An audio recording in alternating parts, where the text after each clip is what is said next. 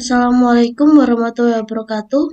Perkenalkan, nama saya Fiarantino Rizky Winda Pradana dengan NIM 1919105011061, Perencanaan Wilayah Kota 2019 dari Universitas Jember. Di sini saya akan menjelaskan tentang keterkaitan program food estate dan ketahanan pangan dengan perencanaan tata ruang serta hubungan dengan pertanian atau agrikultur. Sini ada content of table. Yang pertama yaitu pertanian atau agrikultur, yang kedua yaitu perencanaan tata ruang, yang ketiga yaitu ketahanan pangan, dan yang keempat yaitu food estate, dan yang kelima yaitu keterkaitannya. Pertanian atau agrikultur. Pada pertanian dunia, pertanian adalah kegiatan pemanfaatan sumber daya hayati yang dilakukan manusia untuk menghasilkan bahan pangan, bahan baku industri, atau sumber energi, serta untuk mengelola lingkungan hidupnya. Kegiatan pemanfaatan sumber daya hayati yang termasuk dalam pertanian biasa dipahami orang sebagai budidaya tanaman atau bercocok tanam serta pembesaran hewan ternak. Meskipun cakupannya dapat pula berupa pemanfaatan mikroorganisme dan bioenzim dalam pengolahan produk lanjutan seperti pembuatan keju dan tempe, atau sekedar ekstraksi semata seperti penangkapan ikan atau eksploitasi hutan. Bagian terbesar penduduk dunia bermata pencaharian dalam bidang-bidang di lingkup pertanian. Namun pertanian hanya menyumbang 4% dari PDB dunia. Kelompok ilmu-ilmu pertanian mengkaji pertanian dengan dukungan ilmu-ilmu pendukungnya. Karena pertanian selalu terkait dengan ruang dan waktu, ilmu-ilmu pendukung seperti ilmu tanah, meteorologi, teknik pertanian, biokimia, dan statistika juga dipelajari dalam pertanian. Usaha tani adalah bagian inti dari pertanian karena menyangkut sekumpulan kegiatan yang dilakukan dalam budidaya. Petani adalah sebutan bagi mereka yang menyelenggarakan usaha tani. Sebagai contoh, petani tembakau atau petani ikan. Pelaku budidaya hewan ternak secara khusus disebut peternak. Kegiatan pemanfaatan sumber daya hayati yang termasuk dalam pertanian atau agrikultur bisa dipahami orang sebagai yang pertama yaitu budidaya tanaman atau bercocok tanam, yang kedua yaitu pembesaran hewan ternak, dan yang ketiga yaitu pemanfaatan mikroorganisme dan bioenzim. Pertanian Indonesia di mata dunia. Sebagai negara kepulauan yang memiliki wilayah yang luas, Indonesia adalah negara yang dianugerahi oleh kekayaan alam yang tidak pernah ada habisnya. Dari keindahan alam untuk wisata hingga kekayaan alam yang bisa diproduksi menjadi sumber energi tersendiri. Salah satunya berasal dari sektor pertanian. Sejak dahulu, Indonesia selalu kaya dengan hasil dari pertanian seperti padi, kedelai, jagung, kacang tanah, ketela pohon, dan ubi jalar. Selain itu, ada juga hasil dari pertanian yang disebut sebagai hasil pertanian tanaman perdagangan, yaitu teh, kopi, kelapa, kina, cengkeh, tebu, karet, dan yang lainnya. Dengan pertanian Indonesia yang semakin hari semakin besar, hal ini memberikan dampak positif juga. Tidak hanya untuk urusan dalam negeri, tetapi juga luar negeri. Sektor pertanian Indonesia di mata dunia mendapatkan respon positif yang patut dibanggakan. Selanjutnya yaitu perencanaan tata ruang. Tata ruang adalah wujud struktur ruang dan pola ruang yang disusun secara nasional, regional, dan lokal. Tata ruang erat kaitannya dengan perencanaan. Untuk melihat struktur ruang pada kota, pengertian tata ruang diambil dari buku pengantar hukum tata ruang pada tahun 2016. Karya Yunus Wahid merupakan ekspresi geografis yang merupakan cermin hidup kebijaksanaan yang dibuat masyarakat terkait dengan ekonomi, sosial, dan kebudayaan. Di Indonesia, konsep perencanaan tata ruang dikembangkan dari masa ke masa dengan gagasan bahwa pembangunan infrastruktur akan mampu mempercepat terjadinya pengembangan wilayah. Pada era 90-an, konsep pengembangan wilayah mulai diarahkan untuk mengatasi kesenjangan wilayah.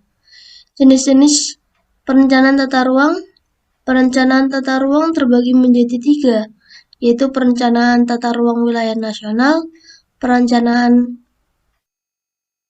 tata ruang wilayah nasional yang sudah diatur dalam Peraturan Pemerintah Republik Indonesia Nomor 26 Tahun 2008 tentang Rencana Tata Ruang Wilayah Nasional, arahan kebijakan dan strategi pemanfaatan ruang wilayah negara yang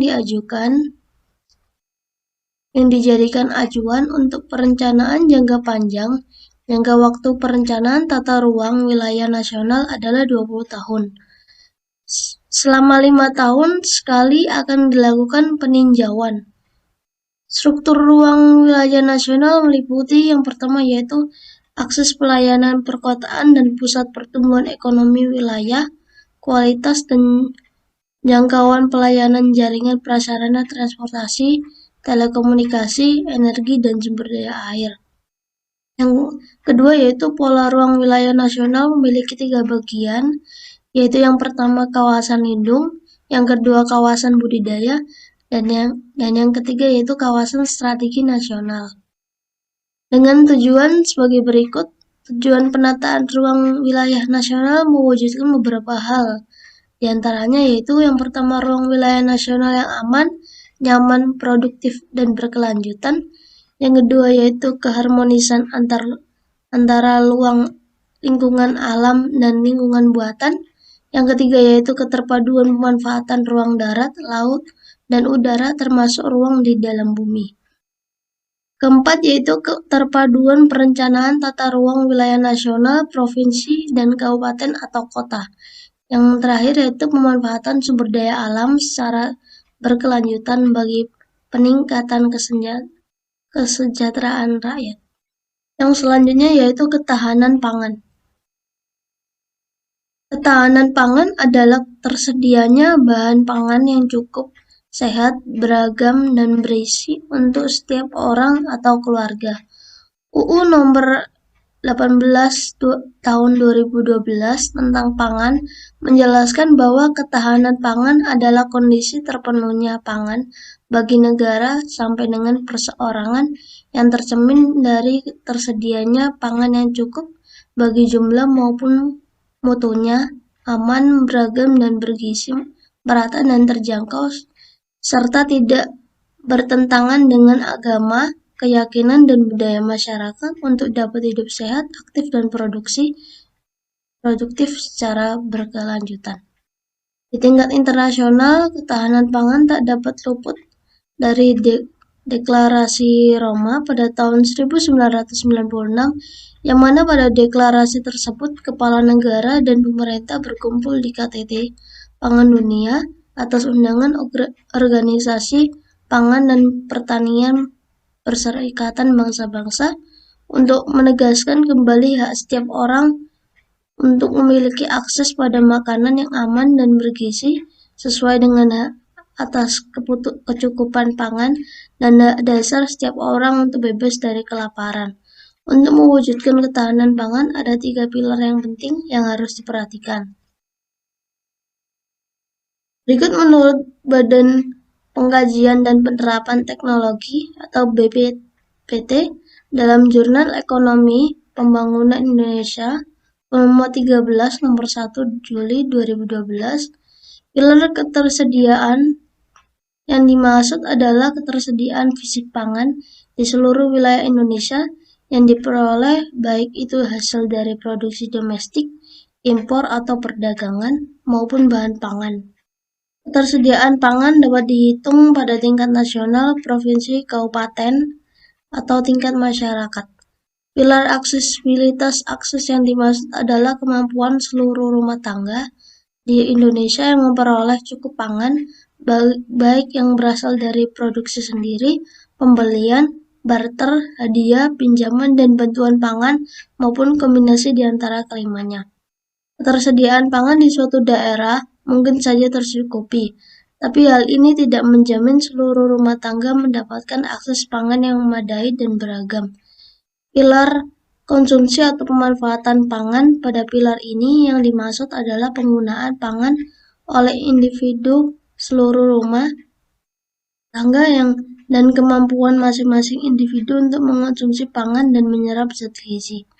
Pemanfaatan pangan juga meliputi cara penyimpanan, pengelolaan, penyiapan makanan, termasuk penggunaan air selama proses pengelolaannya, serta kondisi kebersihan, distribusi makanan dalam rumah tangga sesuai kebutuhan masing-masing individu, dan status kesehatan masing-masing anggota rumah tangga.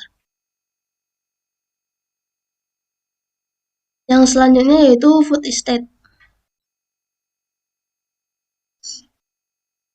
Kemandirian pangan adalah cita-cita yang ingin dicapai setiap masyarakat di seluruh Indonesia. Kemandirian pangan merupakan salah satu tolak ukur atau indikator pembangunan suatu daerah berhasil atau bisa dikatakan sejahtera. Oleh karena itu, pemerintah selalu berusaha untuk mencapai kemandirian pangan agar kesejahteraan masyarakat di seluruh wilayah Indonesia di setiap daerah tercapai. Salah satu bentuk usaha pemerintah Indonesia untuk menuju kesejahteraan masyarakat dengan membuat konsep pertanian food estate atau lumbung pangan. Konsep pertanian ini mungkin agak asing di telinga kita, padahal produksi food estate telah dikonfirmasi di 4 lokasi sejak lama dari zaman Presiden kedua. Lokasinya yaitu di Kalimantan Tengah seluas 1 juta hektar, di Kabupaten Merauke, Papua seluas 1,2 juta hektar, Kabupaten Bulungan, Kalimantan Timur seluas 0,5 hektar, dan di Kabupaten Kuburaya, Kalimantan Barat seluas 0,25 hektar. Meskipun di keempat lokasi tersebut belum mendapatkan hasil yang memuaskan, menurut buku pintar food estate adalah istilah populer dan dari kegiatan usaha budidaya tanaman skala luas lebih dari 25 hektar yang dilakukan dengan konsep pertanian sebagai sistem industrial yang berbasis ilmu pengetahuan dan teknologi atau iptek, modal serta organisasi dan manajemen modern. Konsep dasar food estate diletakkan di atas keterpaduan sektor dan subsektor dalam suatu sistem agribisnis dengan memanfaatkan sumber daya secara opsional, lestari, dikelola secara profesional, didukung oleh sumber daya manusia yang berkualitas, teknologi tepat guna yang berwawasan lingkungan, dan kelembagaan yang kokoh. Food estate diarahkan kepada sistem agraris yang berakar kuat di pedesaan berbasis pemberdayaan masyarakat adat atau lokal merupakan landasan dalam pengembangan wilayah. Komoditi prioritas yang akan dikembangkan dalam food estate ini adalah padi, jagung, kedelai, ubi kayu, ubi jalar, kacang tanah, sorghum, buah-buahan, sayur-sayuran, sagu, kelapa sawit, tebu, dan ternak sapi atau ayam. Pada tahun 2021, pemerintah akan melaksanakan program pengembangan food estate di Kalimantan Tengah, Sumatera Selatan, dan Papua atau Merauke. Program food estate juga akan dilaksanakan di Provinsi Kepulauan Bangka Belitung dengan fokus pada tanaman padi, menurut Kepala Dinas Pertanian Provinsi Kepulauan Bangka Belitung melalui ri.co.id pada tanggal 10 bulan 3 2021. Program food estate akan dilaksanakan di 3 kabupaten, yaitu Kabupaten Bangka, Kabupaten Bangka Selatan, dan Belitung Timur. Lokasi tepatnya di Kabupaten Bangka berada di Kecamatan Mendo Barat dan Puring Besar sekitar 1.000 hektar, Belitung Timur sekitar 1.000 hektar, dan Kabupaten Bangka Selatan sendiri akan dikembangkan di Batu Betumpang yang ditargetkan sekitar 3.000 hektar. Dengan mengenai lebih dekat program ini, masyarakat tani atau pelaku tani akan lebih siap lagi menyambut program pemerintah ini, sehingga keberhasilan program ini akan tercapai. Selain itu, program ini dapat mengoptimalkan produksi sawah yang telah ada sekarang, sehingga kesejahteraan masyarakat, terutama petani, dan kemandirian pangan di daerah Kabupaten Bangka Selatan dapat tercapai. Dan selanjutnya yaitu keterkaitan. Isu-isu dan permasalahan lahan pertanian. Di sini ada 7. Yang pertama yaitu aspek hukum status penggunaan lahan. Yang kedua yaitu konfigurasi kehamparan. Yang ketiga yaitu aspek ketersediaan lahan. Yang keempat yaitu aspek keberlanjutan. Yang kelima yaitu aspek ketersediaan infrastruktur. Yang keenam yaitu kebijakan terkait dengan akses petani terhadap lahan. Yang ketujuh yaitu ketersediaan tenaga kerja dan modal untuk usaha tani. Potensi area pertanian, yang pertama yaitu potensi perluasan area sawah atau food estate. Yang kedua yaitu potensi perluasan area lahan kering. Terima kasih, itu yang dapat saya sampaikan. Kurang lebihnya mohon maaf. Wassalamualaikum warahmatullahi wabarakatuh.